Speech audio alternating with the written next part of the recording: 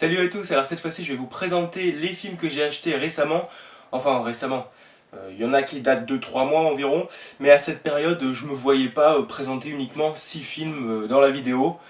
Donc je commence avec Fog de Carpenter, qui est tout simplement un de mes films préférés, et je trouve qu'il méritait largement les honneurs d'une remasterisation, très clairement. Surtout que 15 € pour cette nouvelle édition qui contient 2 disques, bah, je trouve que ça vaut largement le coup. Ensuite, je vous présente Le Scaphandrier, que je connaissais pas du tout, ça va être de la pure découverte, j'ai même pas vu la bande-annonce. Donc ça parle d'un groupe de policiers qui tombent sur un bateau, et à l'intérieur ils vont découvrir que l'équipage a été démembré. Et c'est un fait qui intéresse beaucoup une journaliste qui s'emmerde, et elle décide de rencontrer les témoins potentiels de cette affaire, mais ces derniers sont sur la liste d'un tueur sanguinaire qui porte un scaphandre. Donc c'est un film qui m'intrigue beaucoup. Bon, l'histoire, il n'y a rien d'exceptionnel, mais je la trouve comme intéressante, surtout que le tueur porte un scaphandre, donc ça me rappelle quand même les aventures de Scooby-Doo. J'espère que ça va être fun, et comme il est dit sur la boîte, bah, c'est un hommage au slasher des années 80, donc ça je peux pas laisser passer ça. Et apparemment c'est l'un des meilleurs et surprenants films que le genre nous a offert ces dernières années. Et de ce que j'ai vu sur internet, voilà, c'est un petit délire.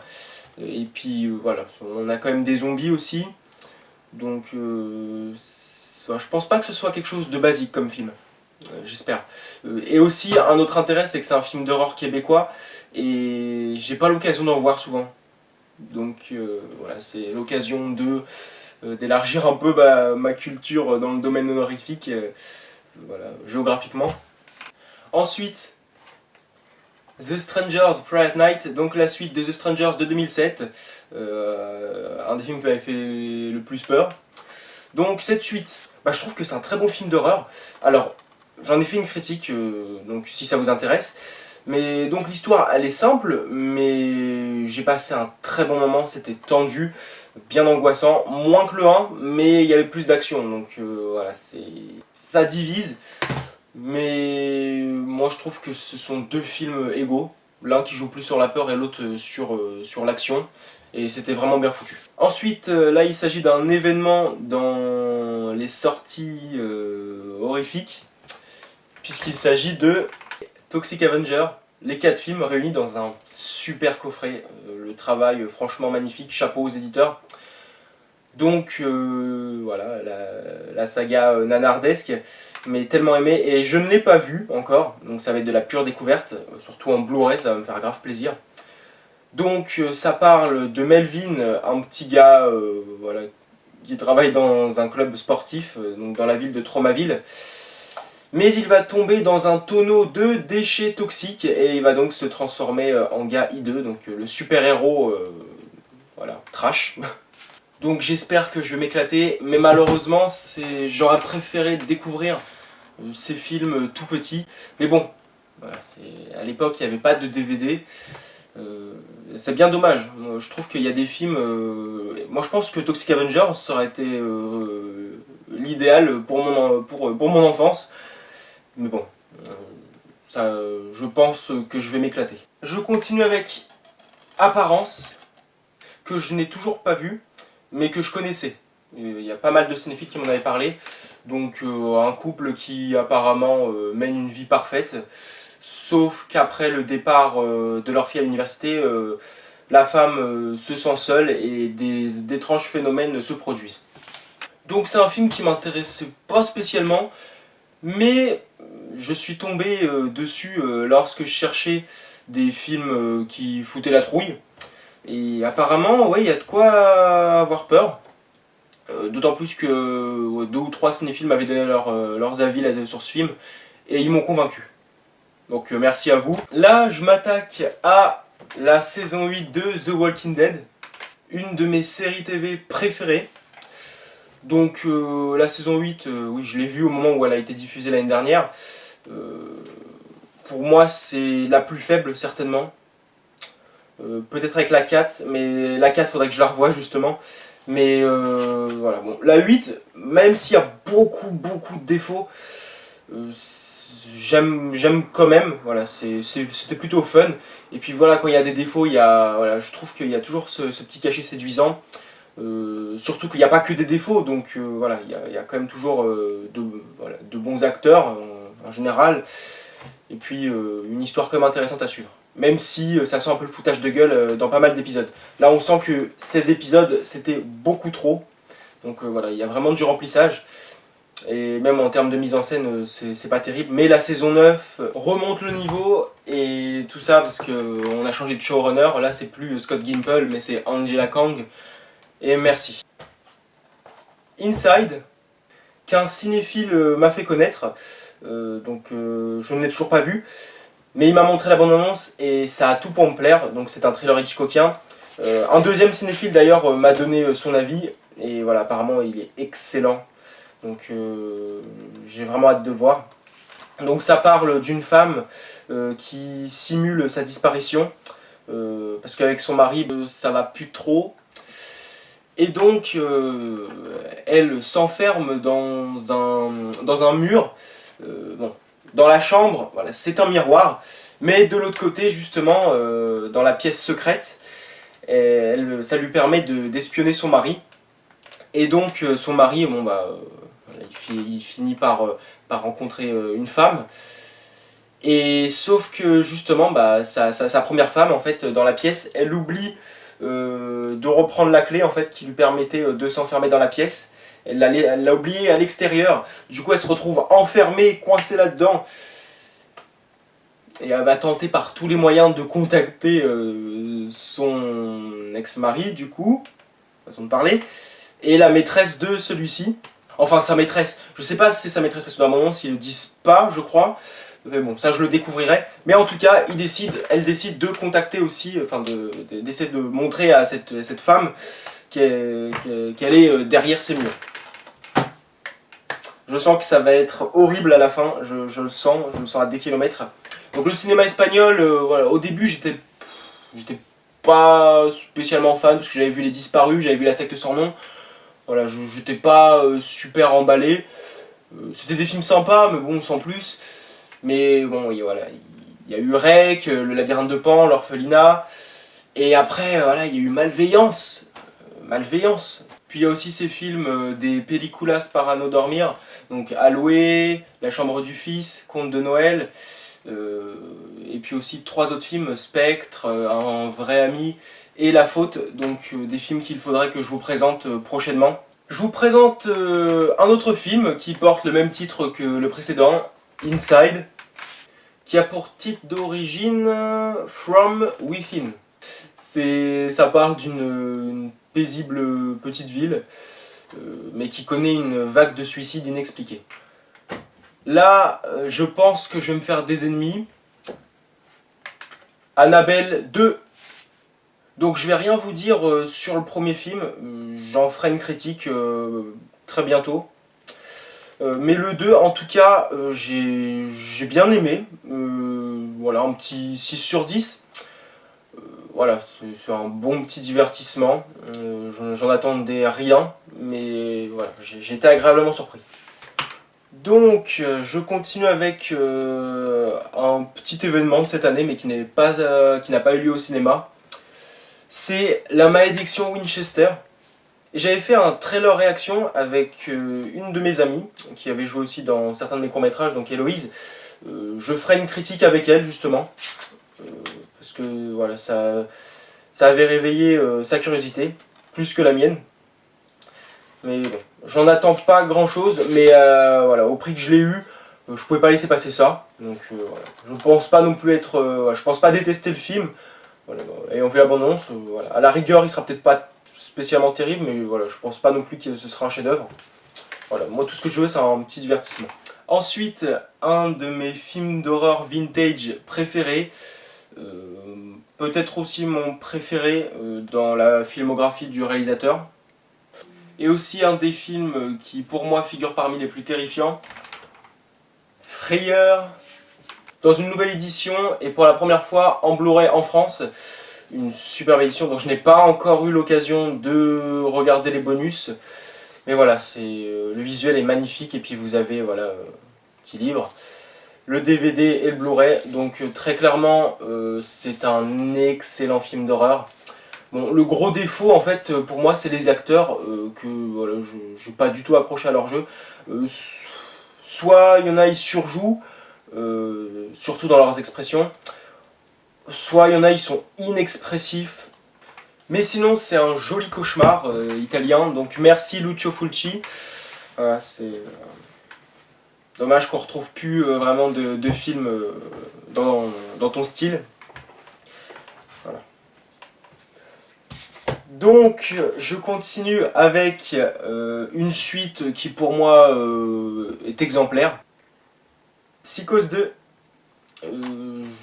qui m'a tout simplement séduit. Je dirais même que c'est un de mes slashers préférés. Voilà, c'est un film qui poursuit brillamment la mythologie sur Norman Bates. J'en attendais rien.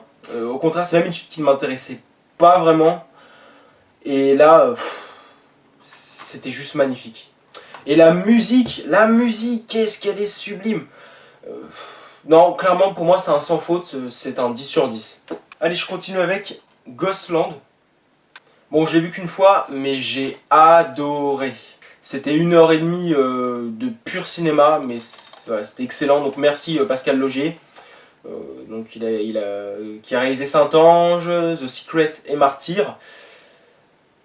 Donc je pense aussi tourner un autre type de vidéo où je parle de mes réalisateurs préférés. Donc bon, je ne vais pas passer 2 heures sur leur biographie, hein, et de toute façon je n'ai pas vu tous leurs films non plus, mais principalement voilà, les films d'horreur. Et voilà, je parlerai de Pascal Laugier parce que sa filmographie est super intéressante. J'ai découvert Saint-Ange il y a peut-être 2 mois environ. Il me manque plus que The Secret. Voilà, je parlerai de lui. Donc je m'attaque à, et là oui aussi là, un autre réalisateur dont je parlerai, c'est de Mike Mendez, le réalisateur du Couvent, Profanation, et un des segments du film à sketch Tales of Halloween, et qui a fait aussi Big Ass Spider.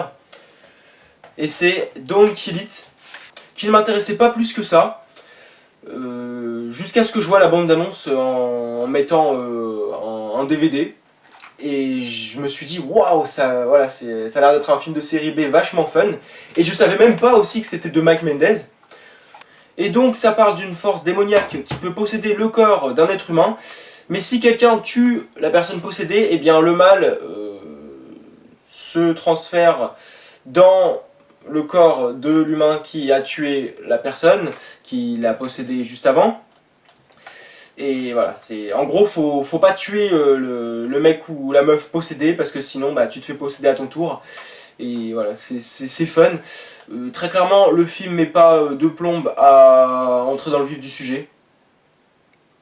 Clairement, ça passe super vite, à peine 1h20. Et donc on a le chasseur de démons qui va s'allier avec une flic pour mettre fin à ce carnage.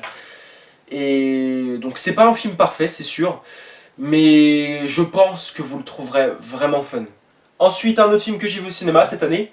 D'ailleurs, il faudrait que je vous fasse mon top 5 des sorties horreur au cinéma de cette année, début janvier. Et c'est La nuit a dévoré le monde, que j'ai trouvé très bon. Pas excellent, mais voilà. Donc ça parle d'un homme qui se réveille le lendemain d'une soirée dans un appart, et il se rend compte en fait que tout le monde est mort et que la ville est envahie par des zombies. Ensuite, là, un sous-genre que j'aimerais vraiment voir à nouveau de nos jours, mais voilà, on a eu seulement The Green Inferno d'Ilairos. La secte des cannibales, que je n'ai toujours pas vue. J'espère vraiment passer un excellent moment comme ce fut le cas avec donc The Green Inferno, Cannibal Holocaust, Cannibal Ferox, Massacre dans des dinosaures et compagnie. Donc je continue aussi avec un autre achat du coup du même genre, et c'est Amazonia l'esclave blonde. Donc ça parle d'une jeune femme qui accepte de témoigner de son aventure hostile en Amazonie, où son oncle et sa tante se sont fait massacrer. Donc j'ai hâte aussi de le découvrir. Ensuite, voilà, c'est dommage que je ne l'ai pas vu gosse, et oui, ça a peut-être choqué pas mal d'entre vous, et c'est Dangereuse Alliance, fameux film sur la sorcellerie. Le casting m'intéresse beaucoup. Bon, il y a juste Neve Campbell de la saga culte Scream que je connais, mais voilà, j'ai hâte de voir ce que ça va donner. Je vais le prendre en Blu-ray quand même, parce que c'est un film qui date des années 90. Et voilà, je voulais le découvrir voilà, dans sa seconde jeunesse. Je continue avec Inferno, la suite du film culte de Dario Argento, Suspiria.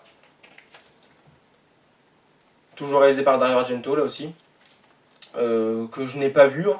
J'ai juste vu Suspiria et Mother of Tears. Donc je pense que voilà, je vais être séduit à nouveau. Ensuite, je m'attaque à nouveau au cinéma espagnol, et ça c'est un de mes films préférés, surtout que c'est un film qui ne m'intéressait pas à la base, et c'est Malveillance. Oh là là, c'est un chef-d'œuvre. Donc ça parle d'un gardien d'immeuble qui s'immisce discrètement dans la vie des habitants de l'immeuble, et il va surtout foutre la vie en l'air de Clara, une jeune femme qui a l'air heureuse, mais oh là là, la fin juste horrible. Et je trouve que l'acteur principal, il est excellent. Euh, il a les bonnes répliques, il a les bons mots pour justifier ses actes, voilà, ses arguments, tout tient la route. Et c'est comme véridique ce qu'il dit, enfin en tout cas on y croit. Je ne vais pas en dire plus, je pense que j'en ferai une critique, mais si vous ne l'avez pas vu, allez le voir. C'est un film vraiment tendu, vraiment intéressant. Voilà, c'était juste magnifique. Ensuite, Trapped Ashes, film que je connaissais pas du tout. Je suis tombé dessus à Nose, et j'ai quand même pris le risque de le prendre. Là, je ne me suis pas du tout renseigné là-dessus. Mais bon, on a quand même le droit de prendre des risques. Hein. Et puis même, c'est bon, 1€ le Blu-ray neuf. Voilà, on va pas non plus casser les couilles. Donc, ça parle donc des inconnus en visite dans un studio d'Hollywood sont séquestrés dans une maison de l'horreur d'où ils ne pourront sortir vivants qu'à condition de raconter l'histoire la plus terrifiante qui leur soit arrivée. Cannibalisme, nécrophilie, vampirisme et possession, ainsi que beaucoup de poitrines dévoilées et de sang versé, sont au programme des 4 segments réalisés par Sean Cunningham, Vendredi 13, et l'inoubliable Deep Star 6, autrement dit MAL, Mutant Aquatique en Liberté. Ensuite de John Gaeta, superviseur des effets visuels chez les Wachowski. Le vétéran du western Monte Hellman, également responsable de 12 nuits sanglantes nuits, Coma dépassé et son casting à la David Lynch. Et le non moins vaillant Ken Russell, Gothic. Le tout étant lié par un fil conducteur signé Joe Dent. Donc voilà, c'est un film qui renouerait avec la plus pure tradition du film d'horreur. Par contre, ne vous faites pas avoir, et j'espère que moi non plus. Le film est tout public selon la jaquette, mais bon, il y a tellement de DVD aussi, Blu-ray, qui affichaient un public visé, mais totalement faux. Laissez tomber ce truc. Voilà. Tentez le film comme moi, hein. Mais là, j'ai un peu peur, mais voilà, c'est l'adrénaline, c'est la surprise.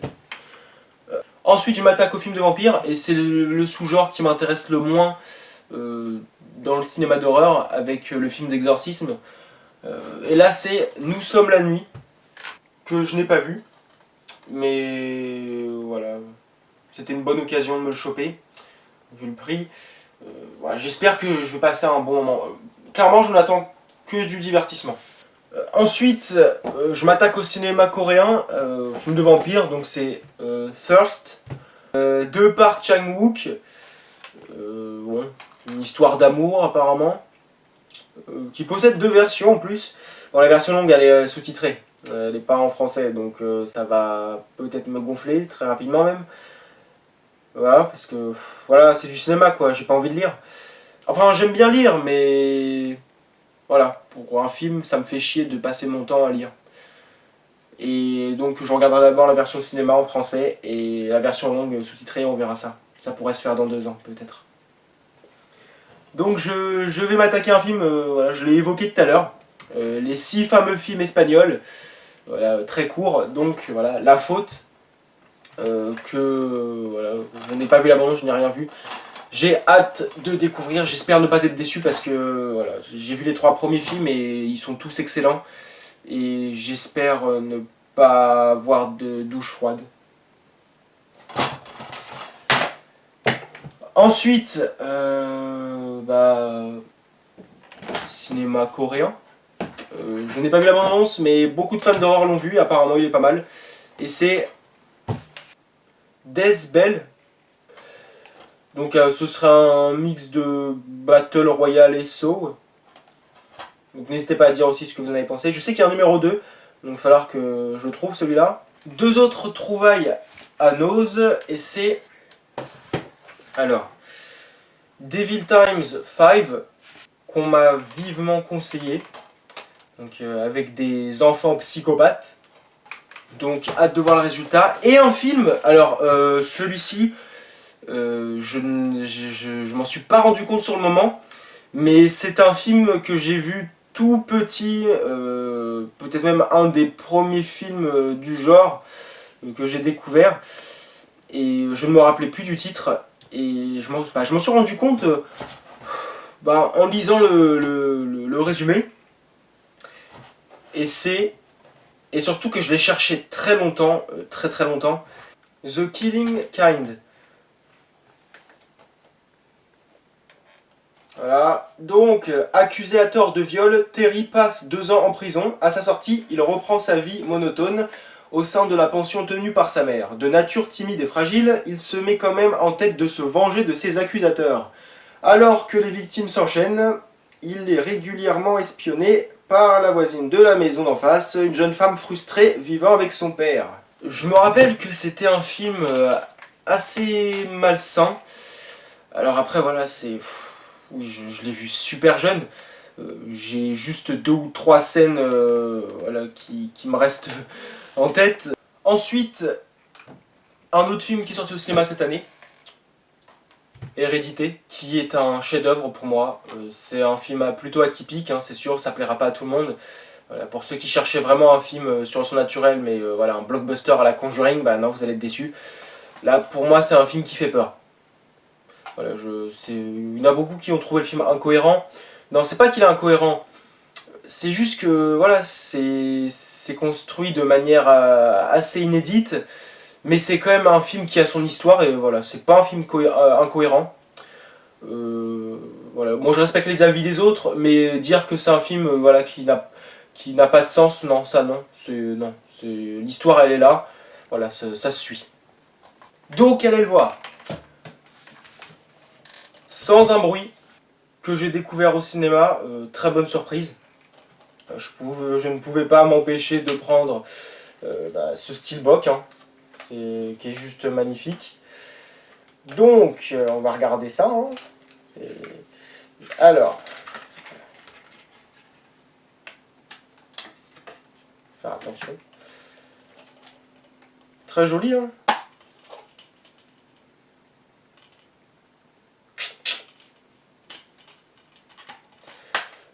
Alors, il en reste plus que 6. Dark Floors, un film que j'ai vu il y a des années. Je voulais le retrouver. Donc, mais dans mes souvenirs, je crois que c'était sympa. Donc, piégé dans un hôpital où le temps semble s'être arrêté, un père, sa petite fille autiste et 4 autres captifs des lieux tentent désespérément de trouver une sortie. Tandis qu'ils descendent d'un étage à l'autre, des créatures surgissent de nulle part, toutes plus cauchemardesques les unes que les autres, toutes acharnées à leur arracher la vie autant que leurs âmes. Des créatures en provenance d'une autre dimension. Et voilà, le plaisir de revoir un film qui date, même beaucoup. Alors, celui-là, on me l'avait montré quand je suis allé en Franche-Comté pour le Bloody Weekend, donc en juin. Et je l'ai trouvé du coup à Nose. C'est un film. Voilà, on n'en voit pas plusieurs comme lui. Et c'est Tusk. Donc ça parle d'un célèbre podcasteur américain qui décide de rencontrer un vieil homme obsédé par les morses. Sauf que voilà, ça va le conduire au bout de l'horreur. Ce film, il m'a pas laissé indifférent, mais alors, c'est voilà, c'est un film, voilà, j'étais confus après.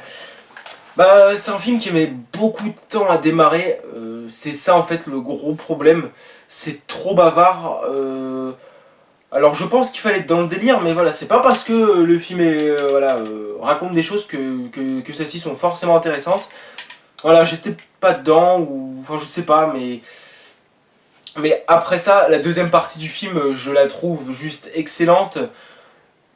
Elle était drôle, mais elle était aussi très malsaine. J'ai trouvé horrible aussi. Je peux pas vous en dire plus. Mais ceux qui l'ont vu, voilà, vous savez très bien de quoi je parle. Je trouve que c'est un film quand même assez impressionnant dans sa deuxième partie.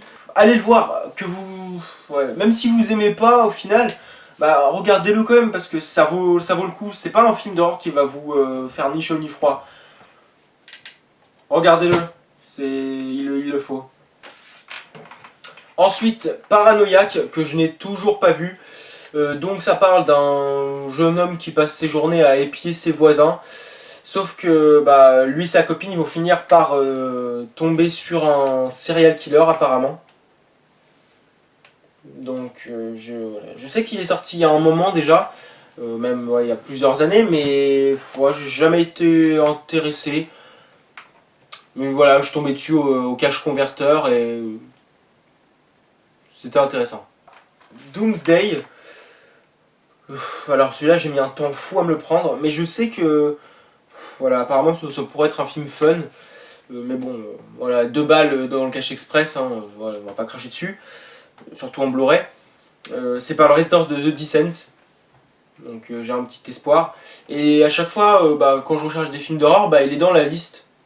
Printemps 2008, un virus mortel frappe l'Écosse. Pour empêcher la propagation de l'épidémie, le gouvernement anglais construit un mur infranchissable condamnant les rares survivants à l'isolement. 30 ans plus tard, lorsque le virus réapparaît au cœur de Londres, un commando de choc est envoyé en Écosse parmi les survivants. Pour trouver un vaccin, ils vont devoir traverser un pays ravagé par une sanguinaire guerre des gangs. Tous n'en reviendront pas. Avant-dernier film que je n'ai jamais vu, il m'a pas vraiment intéressé. Mais c'est en tombant justement dessus quand je cherchais des films d'horreur que voilà, ça a attiré mon attention. Et c'est 5150 rue des Ormes. Donc, voilà, ça va être une pure découverte. Le 5150 rue des Ormes se trouve au bout d'une allée tranquille dans une petite ville sans histoire. Suite à une chute de vélo, Yannick frappe à la porte et se retrouve séquestré dans la maison des Beaulieu, une famille menée d'une main de fer par Jacques Beaulieu, le père de famille. Il propose alors un marché à Yannick, s'il arrive à le battre aux échecs, il pourra s'en aller librement. Et j'achève la présentation de mes achats récents avec la 7ème saison d'American Horror Story. Donc je vais voir si le côté purement politique de cette magnifique série va me plaire. Donc pour moi c'est une de mes séries TV préférées, très clairement. Je n'ai toujours pas fini la 6, mais pour l'instant j'aime beaucoup. Celle que je préfère le moins c'est la 5. Et ma préférée c'est certainement Coven, celle dans l'école de sorcières, à la Nouvelle-Orléans. Ah oui, et j'ai oublié de vous dire, si je me suis absenté une petite semaine, c'est pour me préparer au classement des épisodes de la saga Saw. Il m'en reste plus qu'un à voir. Et voilà, Voilà, ensuite, je passerai au tournage, au montage, et vous saurez enfin quel est mon classement, parce que je sais qu'il y en avait beaucoup voilà, qui m'a demandé de faire un classement sur cette saga. Mais il faut dire que l'intrigue, elle est quand même un peu abracadabrante avec ces révélations voilà, qui sortent dans chaque épisode quasiment. Et voilà, les épisodes, ils se ressemblent pas mal par moment. Donc je voulais quand même voilà, m'y remettre, bien les cerner, et pour avoir quand même plus de choses à dire que voilà, c'est ah, il est très gore cet épisode, oh les pièges ils sont plutôt originaux, c'est bien trouvé. Voilà, je voulais quand même dire plus de choses que ça. Donc voilà. Donc n'hésitez pas à donner vos avis sur les films que je vous ai présentés. J'espère aussi que je vous ai donné envie d'en voir certains.